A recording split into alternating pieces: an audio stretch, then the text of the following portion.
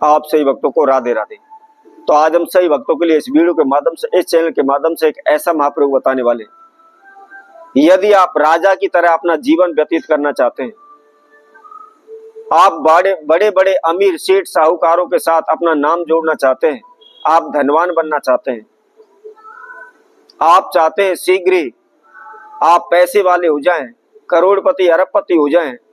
आपके पास पैसों का ढेर लग जाए,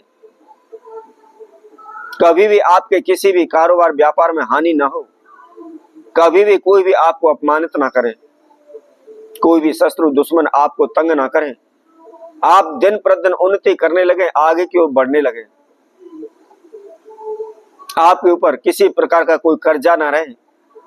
भूमि भवन के सुख में किसी प्रकार की परेशानी ना आए, वाहन आदि का सुख आपको मिले, आप सदैव ठाट बाट से रहें, आपका मान सम्मान हो, चारों दिशाओं में आपकी यश कीर्ति हो, आपका नाम हो, तो आप इस महाप्रयोग को अवश्य करें। इस महाप्रयोग को करने से आपके जीवन में किसी प्रकार की कोई बाधा नहीं रहेगी, आप दिन प्रतिदिन उन्नति करने लगेंगे, आगे की ओर बढ़ने लगेंगे, धन धान्य से आप परिपूर्ण रहेंगे, आपके जीवन में किसी प्रकार की कोई समस्या नहीं रहेगी, बड़े से बड़े संकट भी चुटकी बजाते ही दूर हो जाएंगे,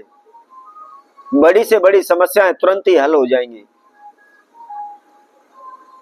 बड़े से बड़े कर्जे से आप शीघ्र ही मुक्त हो जाएंगे,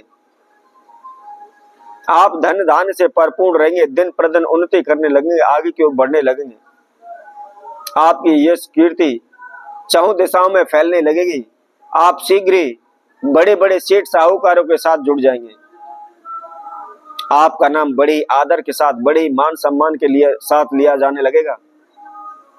आपके वंश में वृद्धि होने लगेगी, आपकी संतान की उन्नति होने लगेगी, कभी भी किसी प्रकार की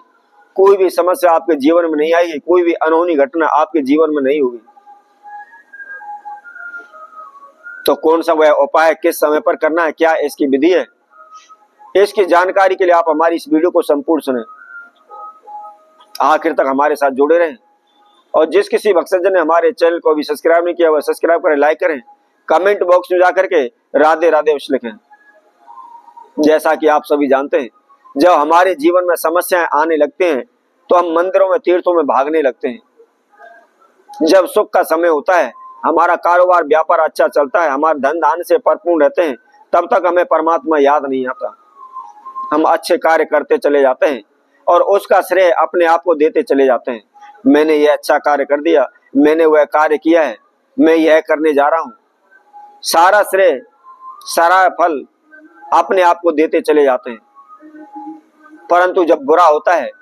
तो परमात्मा को दोष देने लगते हैं कि परमात्मा ने बहुत बुरा किया, भगवान ने उसके साथ बुरा किया, भगवान ने मेरे साथ बुरा किया, ऐसा नहीं होना चाहिए था।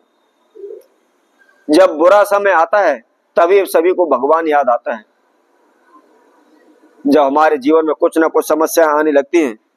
कुछ ना कुछ दिक्कत परेशानी होने लगती है, तो हम तुरंत मंदिरों में भागने लग जाते हैं, प्रसाद चढ़ाने लगते हैं, उनका भोग लगाने लगते हैं, उनसे प्रार्थना करने लगते हैं,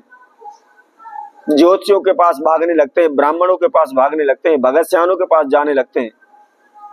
अपना भविष्य दिखाते हैं, अपनी कुंडली दिखाते हैं, अपनी हस्तरेखा दिखाते हैं, उनसे समाधान पूछते हैं हम क्या करें, कौन सी पूजा पाठ करवाएं, कौन सा उपाय करें, कौन सा दान करें, ताकि हमारे जीवन में जो समस्या आ रही है वो दूर हो सके,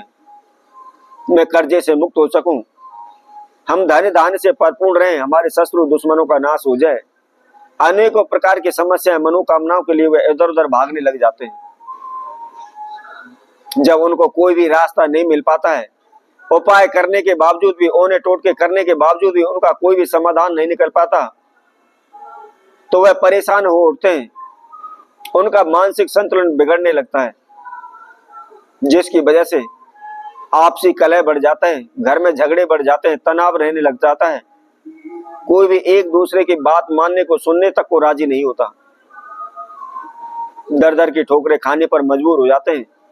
अपना संपूर्ण जीवन पशु की तरह व्यतीत करने लग जाते हैं।